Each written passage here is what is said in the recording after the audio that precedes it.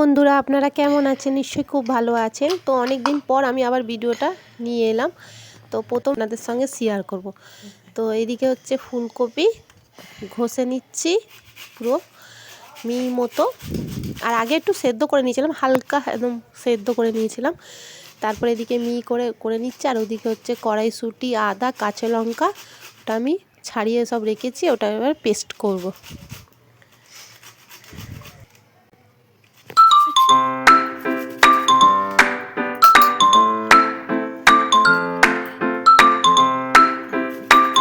ফুলকপিটা পুরো ছেঁকে নিচ্ছি, মানে জলটা আছে তো, জলটা থাকলে যখন আটাতে দেবো ওটা পুরো ফেটে যাবে, তাই জন্য ওটা পুরো ছেঁকে ওর মধ্যে তুলে নিচ্ছি।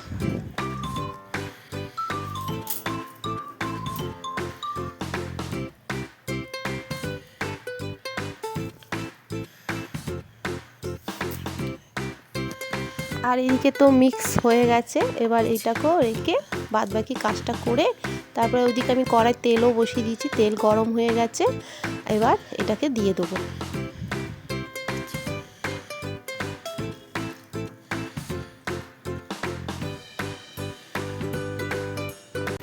তো বন্ধুরা, এদিকে আমি নুন, হলুদ, জিরে, ধনে, আর এদিকে হচ্ছে গরম মশলা আর টমেটো কেচাপ এদিকে দিয়ে দিয়েছি, সব দিয়েছি। আর এদিকে আর এটাও দেবো একটু পরে।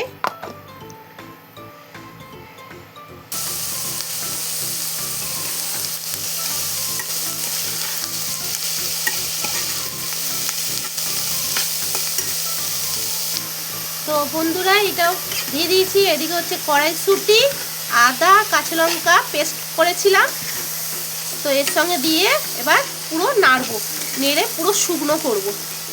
তো পুরো ভিডিওটা দেখতে থাকুন, ভালো লাগবে।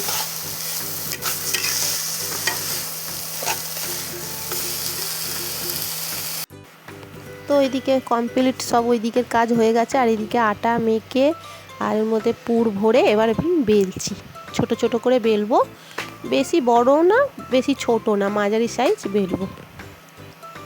আর কিছু ফাটেনি, একটু আধটু একটা দুটো ফেটেছে, আর বাদবাকি পুরো ভালোই হয়েছে সব কটা।